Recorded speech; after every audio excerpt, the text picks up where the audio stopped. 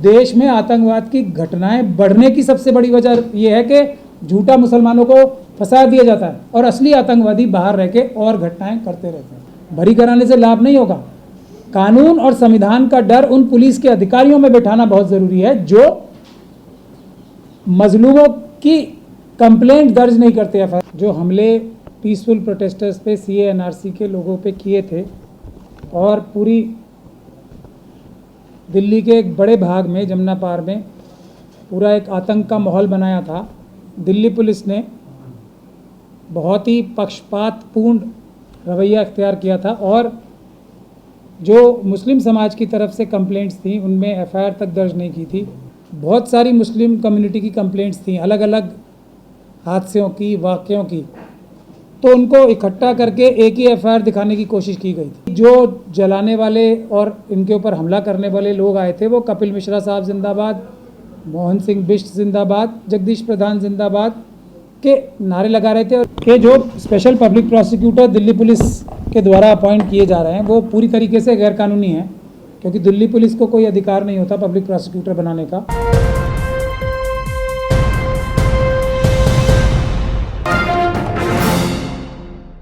सन 2020 के जमुना पार के जो RSS BJP के द्वारा कराए गए हमले थे, जिसमें कपिल मिश्रा साहब और मोहन सिंह बिष्ट साहब, जो दोनों आज एक MLA हैं और एक मंत्री हैं, और जगदीश प्रधान साहब और उन जैसे बहुत सारे BJP और RSS के वर्कर्स ने जो हमले पीसफुल प्रोटेस्टर्स पे CA-NRC के लोगों पे किए थे और पूरी दिल्ली के एक बड़े भाग में जमुना पार में पूरा एक आतंक का माहौल बनाया था, जिसके बाद दिल्ली पुलिस ने बहुत ही पक्षपातपूर्ण रवैया इख्तियार किया था और जो मुस्लिम समाज की तरफ से कंप्लेंट्स थी उनमें FIR तक दर्ज नहीं की थी। और ये जो पूरा उसमें से सीन निकल के आया है, पिक्चर निकल के आई है कि इतना पक्षपातपूर्ण रवैया इख्तियार किया था दिल्ली पुलिस के कुछ भ्रष्ट अधिकारियों ने कि जहां के अगर बहुत सारी मुस्लिम कम्युनिटी की कंप्लेंट्स थी, अलग अलग हादसों की, वाक़यों की, तो उनको इकट्ठा करके एक ही FIR दिखाने की कोशिश की गई थी। और जबकि अगर एक ही प्रीमिसेस में या एक ही कंपाउंड में या एक ही बिल्डिंग में अगर हिंदू समाज के लोग, जो नॉन मुस्लिम समाज के लोगों की कंप्लेंट्स थी, उनके लिए अलग अलग FIR दर्ज की गई थी। तो ये एक वैसा ही केस है जो रईस अहमद साहब इसमें कंप्लेनेंट हैं, जिनके घर और प्रॉपर्टी को ना सिर्फ जला दिया गया बल्कि जो जलाने वाले और इनके ऊपर हमला करने वाले लोग आए थे वो कपिल मिश्रा साहब जिंदाबाद, मोहन सिंह बिष्ट जिंदाबाद, जगदीश प्रधान जिंदाबाद के नारे लगा रहे थे और ये भी बता रहे थे कि बिष्ट साहब ने हमें ये भी बोला है कि तुम कुछ भी करो, पूरी रात तुम्हारी है। इस प्रकार की बातें इन्होंने स्वयं सुनी है। मैं चाहूँगा ये खुद ही आपको बताएं। मैं आपको सिर्फ ये बताना चाह रहा हूँ कि जो हम लोगों ने, और ये हसन साहब हैं हमारे ऑफिस के, जो हमारे कोलीग हैं, ये इस केस में अपीयर हुए थे, तो मैं आपको सिर्फ ये बताना चाह रहा हूँ कि जो लोग भारत के संविधान में विश्वास रखते हैं उनको ये भरोसा हम दिलाना चाह रहे हैं कि देर में ही सही लेकिन इंसाफ होगा। चाहे कितने भी लोग पावरफुल हों, चाहे इस ऑर्डर में भी साफ तौर पे लिखा गया है कि एक और FIR जो कि 117/20 है, उसका बहाना लेके इस FIR को नहीं किया गया। और ये भी साफ तौर पे कहा गया है कि जो 117 FIR थी उसमें 29 कंप्लेंट्स को मिक्स कर दिया गया था। 29 कंप्लेंट्स, आप सोचिए किस तरीके से दिल्ली पुलिस के भ्रष्ट अधिकारी काम कर रहे थे। और इनकी FIR जबकि अलग वाक़या था, टाइम भी अलग था, जगह भी अलग थी, सब अलग था, उसके बाद भी दिल्ली पुलिस के भ्रष्ट अधिकारियों ने, करावल नगर के पुलिस अधिकारियों ने FIR दर्ज नहीं की। उसके बाद हम लोगों ने अदालत का दरवाज़ा खटखटाया और आज 5 साल बाद जाके न्याय मिला है, इनकी FIR हुई है। लेकिन अब देखना यह है कि दिल्ली पुलिस के वही भ्रष्ट अधिकारी कितनी ईमानदारी से इसकी इन्वेस्टिगेशन करते हैं। लेकिन हम लोग फिर एक बार ये वादा कर रहे हैं कि जो भी लोग और यही सच्ची इस चीज़ इन तरह के जो हमले होते हैं, जो देश में दंगाई, असली दंगाई हैं, आरएसएस और बीजेपी के लोग, जो असली आतंकवादी हैं आरएसएस और बीजेपी के लोग, उनको कानून जो है, हमारा संविधान जो है, सज़ा दिलाने में सक्षम है।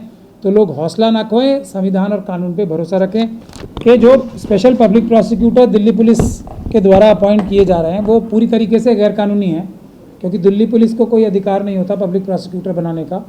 मगर इस केस में तो आप लोग जानते ही हैं किस तरीके से टॉप से ही, वो एकदम ऊपर से ही सारी चीज़ों की निगरानी हो रही है। और पब्लिक प्रोसिक्यूटर जो एफआईआर दर्ज करने से पहले उनका कोई रोल ही नहीं होता, तो वो उस चीज़ में आके उसको अपोज कर रहे हैं, तो ये एक बहुत ही शर्मनाक बात है। पब्लिक प्रोसिक्यूटर का तो रोल ही बाद में शुरू होता है, और वो रोल शुरू होता है कंप्लेनेंट की तरफ से, जो इनकी तरफ से। लेकिन क्योंकि इसमें स्पेशल पब्लिक प्रोसिक्यूटर बनाए गए हैं और वो भी दिल्ली पुलिस के सिफारिश पे, तो ये भी एक इसमें ऐसी महत्वपूर्ण बात है जो हम सुप्रीम कोर्ट तक इस चीज़ को हाईलाइट करके हम इसको हाईलाइट करेंगे। लेकिन अब देखने की बात यह है कि 5 साल बाद भी पुलिस कितनी मुस्तैदी से इसमें इन्वेस्टिगेशन करती है। नहीं तो हम फिर इसके लिए इन्वेस्टिगेशन की एजेंसी बदलवाने के लिए भी अगर हाई कोर्ट भी जाना पड़ा तो हम इसमें जाएंगे कि हम इसमें सीबीआई की इंक्वायरी करें। देखिए, बात सीधी सीधी वही है। इस समय जो संवैधानिक पदों पर बैठे लोग हैं, जो हमारे होम मिनिस्टर साहब खुद ही हैं, वही दिल्ली पुलिस के इंचार्ज हैं, मतलब अल्टीमेट बॉस तो वही हैं अब। और कपिल मिश्रा साहब जो इन दंगों को शुरू ही करने वाले थे, हमले करने में सबसे पहले वही थे, तो उन्होंने अभी मंत्री बनाया है दिल्ली में। तो अब जब ये हालात है, फिर भी आप लोगों को इस बात से, मेरे ख्याल से सारे देश के कमज़ोर वर्गों को एक ताकत मिलनी चाहिए कि बावजूद इसके कि सारे लोग इतने बड़े बड़े पदों पे बैठे, दिल्ली पुलिस के भ्रष्ट अधिकारी हों, कपिल मिश्रा साहब जो अब मंत्री बन गए, या दूसरे लोग हैं, दूसरे एमएलए बन गए हैं, अमित शाह साहब खुद होम मिनिस्टर हैं, उसके बावजूद भी एफआईआर हुई है। तो ये एक हौसले की भी बात है और निराशा की बात तो है ही कि 5 साल लग गए एफआईआर कराने में। लेकिन अगर आप मुस्तैदी से काम करेंगे, और ये असली काम है, अगर इस प्रकार से असली जो मुजरिम हैं उनको पकड़ के जेल भिजवाने का काम भले ही थोड़ा देर से ही होगा, तो आने वाले समय में जो दूसरे इस प्रकार के आतंकवादी और अपराधी हैं जो आरएसएस और बीजेपी से कनेक्टेड है, उनके हौसले पस्त होंगे कि हम भी बावजूद इसके कि पुलिस हमें मदद करती है, पुलिस के भ्रष्ट अधिकारी और हमारे नेता भी हमें मदद करते हैं, तब भी हमें कानून का सामना करना पड़ेगा और जेल जाना पड़ेगा। ये इस तरीके से इसको हम पॉजिटिवली भी देख सकते हैं। हम लोगों की जो ऑफिस है और टीम है, हम इसी चीज़ पे काम कर रहे हैं। और साध्वी प्रज्ञा सिंह ठाकुर के केस से लेके जो हमने हाईकोर्ट में वहाँ आर्ग्यू किया था, उसमें ये फिर हेमंत करकरे साहब की इन्वेस्टिगेशन के बाद हमने जो कार्रवाई की थी, उससे महत्वपूर्ण बात निकल के क्या आई कि पहले मुस्लिम नौजवानों को झूठा फंसाया गया था, चाहे वो मक्का मस्जिद का केस हो, मालेगांव का केस हो। असल में तो 7/11 का भी केस है, इसमें भी इन लोगों को झूठा फंसाया गया था। असली करने वाले तो वही लोग थे जो उस जो गैंग के मेंबर्स थे, जो साध्वी प्रज्ञा सिंह, लेफ्टिनेंट कर्नल पुरोहित था। लेकिन अब महत्वपूर्ण विषय क्या है, इस तरफ से कोई कार्रवाई नहीं होती। हमारी जितनी भी तंजीमें हैं वो क्या काम करती हैं कि अब जैसे दिल्ली दंगों के केस हैं, उसमें इतने साल बाद अगर हम इनकी बेल करा भी रहे हैं, तो आपने सही सवाल पूछा, इनके जो इतने सारे साल निकल गए उसका क्या, और 7/11 में इतने सारे साल निकल गए उनके, इसका क्या, झूठे फंसा दिया गया था उन्हें, इसका क्या। और इससे भी सबसे बड़ी बात क्या है कि जो असली आतंकवादी थे वो तो खुले घूम रहे हैं बाहर आज भी। तो देश में आतंकवाद की घटनाएं बढ़ने की सबसे बड़ी वजह यह है कि झूठा मुसलमानों को फंसा दिया जाता है और असली आतंकवादी बाहर रह के और घटनाएं करते रहते हैं। तो हमने इस पर बहुत सीरियसली काम किया है और हमारा पहला काम ही ये होता है। और इसमें इन केस में भी क्या है, हम लोगों ने ज़मानतें तो कराई लोगों की, लेकिन हम इस बात को महसूस करते हैं कि ज़मानतें कराने से कोई ज़्यादा लाभ नहीं होगा। बरी कराने से, हमने बरी भी सबसे ज़्यादा लोग कराए, दिल्ली दंगों में भी कराए, बरी कराने से लाभ नहीं होगा। कानून और संविधान का डर उन पुलिस के अधिकारियों में बैठाना बहुत ज़रूरी है जो मजलूमों की कंप्लेंट दर्ज नहीं करते एफआईआर, जैसे इनकी केस दर्ज, तो इनके पुलिस अधिकारियों के खिलाफ भी एक्शन होगा इसमें। यह है सही सोल्यूशन। और जो असली आतंकवादी हैं उनको ये डर बताना कि भले ही तुम्हारे साथ सत्ताधारी पार्टी है, तब भी तुम्हें कानून पकड़ेगा और तुम जेल जाओगे और लंबे समय के लिए जेल जाओगे। ये इसका अच्छा सोल्यूशन है। और कॉम्पनसेशन दिलवाना इन लोगों को। जैसे 7/11 के लोगों को भी अगर कोई कॉम्पनसेशन नहीं मिला, कोई वापस एफआईआर नहीं हुई उनके खिलाफ झूठी एफआईआर कराने की और असली आतंकवादियों को पकड़ने की, तो कोई फ़ायदा नहीं है। हम छुड़ाते रहेंगे और भ्रष्ट अधिकारी अपने राजनीतिक आकाओं के साथ मिलके झूठा फंसाते रहेंगे, इसका कोई अंत नहीं होगा। असली सोल्यूशन यही है।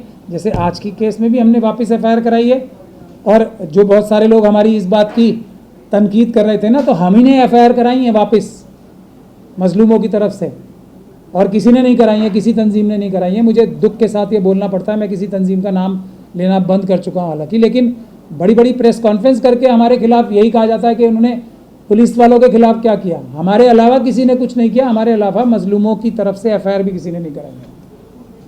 मेरा सवाल यही है कि बहुत सारे लोगों ने आप पर एलिगेशन लगाए कि आपने बहुत ज़्यादा जो केस को जो ना बहुत उसको झोल के साथ रखा, यानी उस पर उस तरह से कार्रवाई नहीं की और उस तरह से आपकी फर्म ने काम नहीं किया जिस तरह से आपको काम करना चाहिए था दिल्ली दंगों फसाद में। आपका क्या कहना चाहिए? मैं तो कह रहा हूँ ना, मैं इस बात को देखिए, कुछ हद तक तो ये बात जो इल्ज़ाम है बिल्कुल सही भी है। जितना हमारी फर्म कर सकती थी लेकिन उतना नहीं कर पाए, इसमें कोई शक और शुबे की बात नहीं है।